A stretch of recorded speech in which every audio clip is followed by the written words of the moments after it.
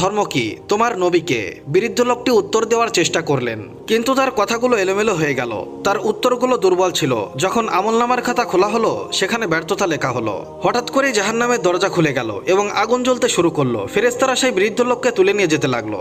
ঠিক সেই সময় হঠাৎ একজন নুরানি চেহারার ব্যক্তি কবরে হাজির হলো এবং ভারী কণ্ঠে বলল, দাঁড়াও, সে জাহান্নামে যাবে না। ফেরেশতারা থামলেন এবং ফিরে গেলেন। বৃদ্ধ হাঁপাতে হাঁপাতে বললেন, তুমি কে? সেই নুরানি চেহারার ব্যক্তিটি হেসে বললেন, আমিই সেই, যেটি তুমি প্রতি রাতে ঘুমাতে যাওয়ার আগে পড়তে।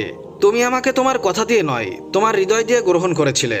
আমি সেই ব্যক্তি যে কবরে অন্ধকারে আলো হয়ে উঠি। আমি সূরা মুলক। আপনারাও কি প্রতি রাতে ঘুমাতে যাওয়ার আগে সূরা মুলক পাঠ করেন?